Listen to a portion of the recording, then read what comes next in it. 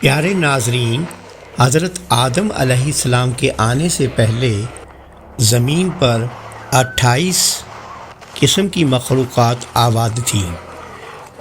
یہ ایک حیرت انگیز حقیقت ہے کہ مختلف زمانوں میں حضرت آدم سے کئی ہزار سال پہلے اس زمین پر عجیب و غریب مخلوقات موجود رہی تھی۔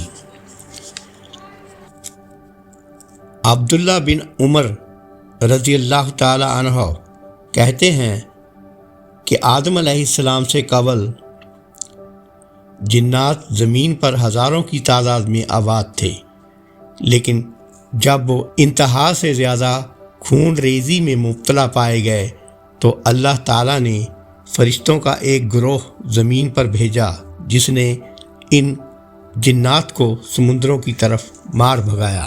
مفسر قرآن حضرت عبداللہ بن عباس رضی اللہ تعالی عنہ نے فرمایا، حضرت آدم علیہ السلام کی تخلیق سے تقریباً 2000 سال پہلے اللہ تعالیٰ نے زمین پر جنوں کو آباد کیا۔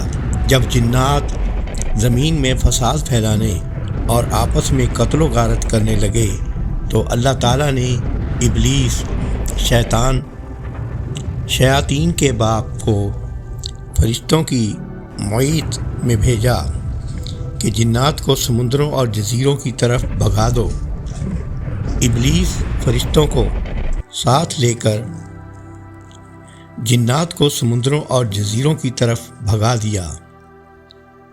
ابلیس شیاطین کا باپ خود بھی جنات کی نسل میں سے تھا، لیکن کثرت عبادت کی وجہ سے اللہ تعالیٰ نے اسے فرشتوں کا سردار بنا دیا۔ فرشتوں کا سردار بننے کی وجہ سے ابلیس میں غرور اور تکبر پیدا ہو گیا۔ اس نے یہ سمجھا کہ مجھے آسمان و زمین میں اتنا بڑا مقام اس لیے ملا ہے کہ میں اللہ تعالیٰ کے نزدیک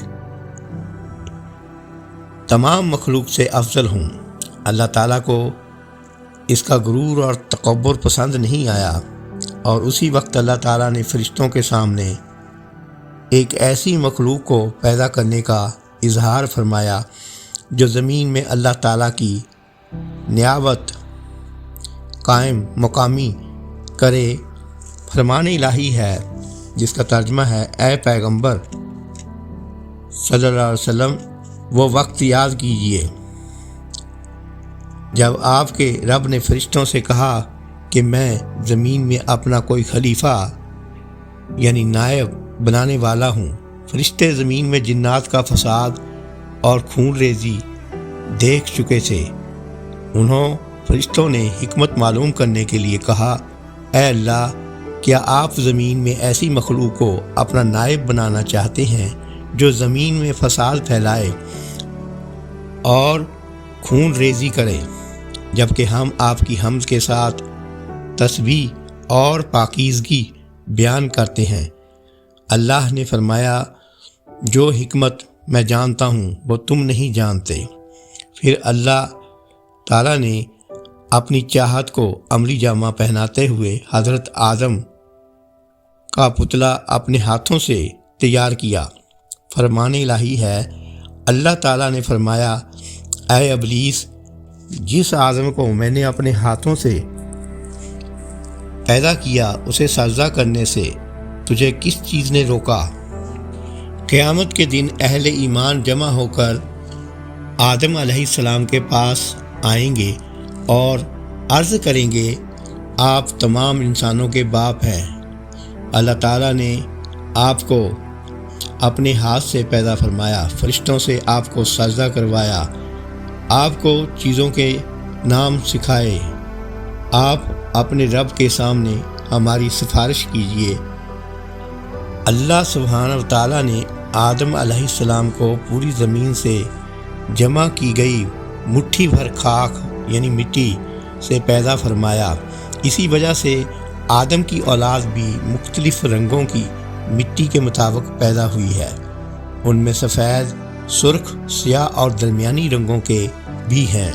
اسی طرح نیک اور بد، نرم خو اور سخت طبیعت اور درمیانی طبیعت والے بھی ہیں۔ اللہ تعالیٰ نے حضرت آدم علیہ السلام کو جمعہ کے دن اپنے ہاتھوں سے انسانی صورت میں پیدا فرمایا تاکہ ابلیس اپنی بڑائی کا دعویٰ نہ کر سکے۔ اس کے بعد کچھ مدت تک مٹی کے بنے ہوئے ایک جسم کی صورت میں پڑا رہنے دیا۔ فرشتے اور ابلیس اسے دیکھ کر خوف زدہ ہوتے۔ ابلیس گزرتے ہوئے اسے ٹھوکر مارتا، جس کی وجہ سے ایسی آواز پیدا ہوتی جس طرح مٹی کے بنے ہوئے برتن سے کسی چیز کے ٹکرانے کی بات پیدا ہوتی ہے۔ اس لیے وہ کہتا تھا، فرمانے رہی ہے، اللہ نے انسان کو ٹھیکری جیسی بجنے والی مٹی سے پیدا کیا۔ ابلیس ایک مرتبہ موقع پا کر حضرت آدم علیہ السلام کے منہ کی طرف سے بدن میں داخل ہوا اور دوسری طرف سے نکل گیا اور فرشتوں سے کہنے لگا، اس سے مت ڈرو، آدم علیہ السلام اندر سے بالکل کھوکھلا ہے، اگر مجھے اس پر قابو پانے کا موقع ملا تو میں اسے ضرور گمراہ کروں گا۔ اللہ تعالیٰ نے آدم علیہ السلام کو پیدا کیا تو ان کا قد 60 ہاتھ لمبا بنایا، پھر ان میں روح پھونکی اور فرمایا، جا کر فرشتوں کی جماعت کو سلام کہیے اور اس کا جواب غور سے سنیے، وہی تمہارے اور تمہاری اولاد کے سلام اور جواب کا طریقہ ہوگا۔ آدم علیہ السلام نے فرشتوں کی ایک جماعت کے پاس جا کر کہا، السلام علیکم۔ فرشتوں نے جواب دیا، السلام علیکم ورحمۃ اللہ، یعنی ورحمۃ اللہ کا اضافہ کر دیا۔ جنت میں وہ بھی داخل ہوگا، وہ آدم علیہ السلام کی صورت پر 60 ہاتھ قد کا ہوگا۔ اس کے بعد آج تک مخلوق کے قد میں کمی ہو رہی ہے۔ فرشتے زمین پر جنات کے آپس کی لڑائی جھگڑوں اور خون ریزی کو دیکھ چکے تھے۔ اس کو سامنے رکھتے ہوئے انہوں نے اولاد آدم کے بارے میں بھی یہی خدشہ ظاہر کیا کہ یہ بھی آپس میں خون ریزی کا ارتکاب کر سکتے ہیں۔ جب اللہ تعالیٰ نے فرشتوں کو حکم دیا کہ حضرت آدم کو سجدہ کرو تو تمام فرشتوں نے اللہ تعالیٰ کے حکم کی تعمیل میں سجدہ کیا۔ ابلیس چونکہ کثرت عبادت کی وجہ سے فرشتوں کے ساتھ رہتا تھا، لہٰذا اسے بھی فرشتوں کے ساتھ حضرت آدم کو سجدہ کرنے کا حکم دیا گیا، مگر ابلیس حضرت آدم علیہ السلام کی عزت و فضیلت کو دیکھ کر حسد کرنے لگا اور تکبر کرتے ہوئے انہیں سجدہ کرنے سے انکار کر دیا۔ اللہ رب العزت نے اس سے سجدہ نہ کرنے کی وجہ پوچھی تو اس نے جواب دیا۔ اللہ تعالیٰ نے فرمایا، اے ابلیس، تجھے سجدہ کرنے سے کس چیز نے روکا جبکہ میں نے تجھے حکم دیا تھا؟ اس ابلیس نے کہا، میں آدم سے بہتر ہوں، آپ نے مجھے آگ سے پیدا کیا ہے اور اس کو مٹی سے پیدا کیا ہے، میں ایسے انسان کو سجدہ نہیں کر سکتا جسے آپ نے کالی سڑی ہوئی کھنکھناتی مٹی سے پیدا کیا۔ ابلیس نے اللہ تعالیٰ کی نافرمانی کرتے ہوئے حضرت آدم علیہ السلام کو سجدہ کرنے سے انکار کر دیا تو اللہ رب العزت نے اس کا مقام اور مرتبہ چھین کر قیامت تک کے لیے اسے ملعون اور مردود قرار دے کر جنت سے نکل جانے کا حکم دیا۔ حضرت آدم علیہ السلام کو اللہ تعالیٰ نے اپنے ہاتھ سے تخلیق فرما کر بلند مرتبہ عطا کیا اور فرشتوں سے سجدہ کروا کر آپ علیہ السلام کے شرف و منزلت اور مہر تصدیق لگا دی۔ پھر آپ علیہ السلام کو مختلف چیزوں کے نام سکھا کر فرشتوں پر علمی برتری ثابت کی۔ جب اللہ تعالیٰ نے وہی نام فرشتوں سے پوچھے تو فرشتوں نے عرض کیا، ہمیں تو صرف وہی علم ہے جو آپ نے ہمیں عطا کیا ہے۔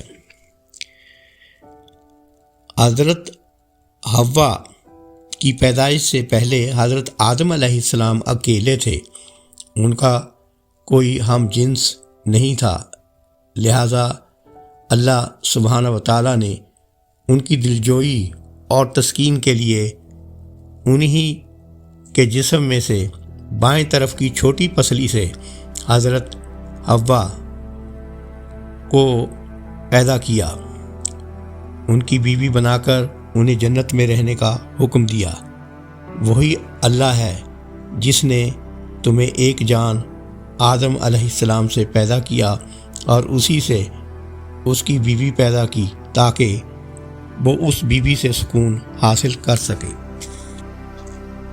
جب اللہ سبحانہ و تعالیٰ نے حضرت آدم اور بیوی حوا کو عزت و اکرام سے نوازتے ہوئے جنت میں رہنے کا حکم دیا تو شیطان کو انسان کی یہ عزت و تکریم برداشت نہ ہوئی، اس نے اسی وقت سے ہی انسانوں کو گمراہ کرنے کا منصوبہ بنا لیا۔ انسان سے دشمنی کے لیے اس نے اللہ تعالیٰ سے مہلت طلب کی۔ اللہ تعالیٰ نے اسے قیامت تک کے لیے مہلت دے دی۔ فرمان الہی ہے، اس شیطان نے کہا، اے اللہ، چونکہ آپ نے مجھے گمراہ کر دیا ہے، اس لیے میں ان انسانوں کو گمراہ کرنے کے لیے آپ کی سیدھی راہ پر گھات لگا کر ضرور بیٹھوں گا، پھر ان پر حملہ کروں گا، ان کے آگے سے بھی، پیچھے سے بھی، دائیں سے بھی اور بائیں سے بھی، اور آپ ان میں سے اکثر کو شکر گزار نہ پائیں گے۔ اے اللہ، اب جب کہ آپ نے اس شخص آدم علیہ السلام کو مجھ پر فضیلت دے دی ہے تو مجھے قیامت کے دن تک مہلت دے دیجیے، میں اس کی اولاد میں سے چند لوگوں کے علاوہ سب کو ضرور اپنے قابو میں کر لوں گا۔ جب ابلیس نے یہ دیکھا کہ اللہ تعالیٰ نے حضرت آدم اور بی بی حوا کو عزت دیتے ہوئے انہیں جنت میں رہنے کا حکم دے دیا تو حسد کی آگ میں جل کر اور انسان دشمنی کا عملی مظاہرہ کرتے ہوئے انہیں جنت سے نکلوانے کے لیے چال چلنے لگا۔ وہ بڑا ہمدرد بن کر حضرت آدم اور بیوی حوا کے پاس آ کر کہنے لگا کہ تمہیں معلوم نہیں کہ اس درخت کے قریب جانے سے تمہیں کیوں روکا گیا ہے؟ میں تمہیں ایک راز کی بات بتاتا ہوں، اللہ تعالیٰ نے تمہیں اس درخت کے پاس جانے سے اس لیے روکا ہے کہ اگر تم اس کا پھل کھا لو گے تو فرشتے بن جاؤ گے یا پھر ہمیشہ کے لیے جنت کی زندگی پالو گے۔ فرمان الہی ہے، تمہارے رب نے تو تم کو اس درخت کا پھل کھانے سے صرف اس لیے منع کیا ہے کہ تم فرشتے نہ بن جاؤ یا ہمیشہ زندہ رہنے والوں میں سے نہ ہو جاؤ۔ شیطان نے ان آدم علیہ السلام کے دل میں وسوسہ ڈال دیا اور کہا، اے آدم، کیا میں تمہیں ہمیشہ کی زندگی کا درخت اور ایسی بادشاہت نہ بتاؤں جو کبھی نہ ختم ہو؟ حضرت آدم اور بی بی حوا ابلیس کو اپنا ہمدرد اور خیر خواہ سمجھ کر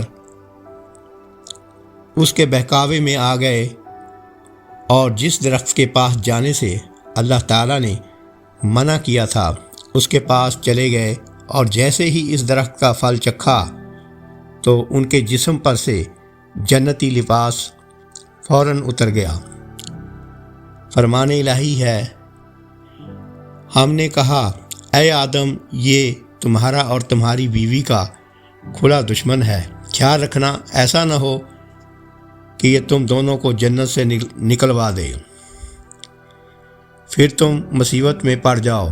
یہاں تو تمہیں آرام ہے، نہ تمہیں بھوک ستاتی ہے، نہ برہنہ ننگے رہتے ہو، اور نہ تمہیں پیاس لگتی ہے اور نہ ہی دھوپ ستاتی ہے۔ اللہ نے فرمایا، تم دونوں انسان اور شیطان یہاں جنت سے اتر جاؤ، تم آپس میں ایک دوسرے کے دشمن ہو، اب اگر تمہارے پاس میری طرف سے ہدایت آئے تو جو شخص میری ہدایت کی پیروی کرے گا وہ نہ تو دنیا میں گمراہ ہوگا اور نہ ہی آخرت میں تکلیف اٹھائے گا۔ رسول اللہ صلی اللہ علیہ وسلم نے فرمایا، اللہ تعالیٰ نے جب آدم علیہ السلام کو جنت سے زمین پر اتارا تو انہیں دنیا میں جینے کا ہنر بھی سکھا دیا اور جنت کے کچھ پھل بھی عطا فرمائے تھے۔ حضرت آدم اور بی بی حوا کو اللہ تعالیٰ نے جنت سے نکال کر زمین پر اتارا۔ زمین پر اترنے کے بعد انہیں جنت اور اس کی راحت و سکون والی زندگی یاد آئی اور انہیں اپنی غلطی کا احساس بھی ہوا، تو وہ فوراً اللہ سبحانہ و تعالیٰ کے حضور توبہ کرنے لگے اور توبہ کے کلمات بھی اللہ تعالیٰ نے انہیں سکھا دیے تھے۔ پھر آدم علیہ السلام نے اپنے رب سے چند کلمات سیکھ لیے تھے تو اس اللہ نے اس کی توبہ قبول کر لی۔ بے شک وہی توبہ قبول کرنے والا ہے، بے حد رحم کرنے والا ہے۔ وہ کہنے لگے، اے ہمارے رب، ہم اپنے آپ پر ظلم کر بیٹھے ہیں، اب اگر آپ نے ہمیں معاف نہ کیا اور ہم پر رحم نہ فرمایا تو یقیناً ہم نقصان پانے والوں میں سے ہو جائیں گے۔ یہ دعا پڑھنے پر اللہ تعالیٰ نے آپ علیہ السلام کو معاف فرما دیا۔ اس دعا میں حضرت آدم علیہ السلام کی 5 خوبیاں ذکر ہوئی ہیں۔ اپنی غلطی کا اعتراف کیا، غلطی پر شرمندہ ہوئے، اپنے نفس کو ملامت کی، فوراً توبہ کی، اللہ کی رحمت سے ناامید نہ ہوئے۔ اللہ تعالیٰ نے آدم اور بی بی حوا کو بہت ساری اولاد فرمائی۔ پھر آدم نے اپنے رب سے چند کلمات سیکھ لیے تو اس اللہ نے ان کی توبہ قبول کر لی۔ بے شک وہی توبہ قبول کرنے والا، بے حد رحم کرنے والا ہے۔ فرمان الہی ہے، اے لوگو اپنے رب کے عذاب سے ڈرو جس نے تمہیں ایک جان آدم علیہ السلام سے پیدا کیا اور اسی سے اس کی بیوی بی بی حوا کو پیدا کیا۔ ان دونوں سے دنیا میں بہت سے مرد اور عورتیں پھیلا دیں۔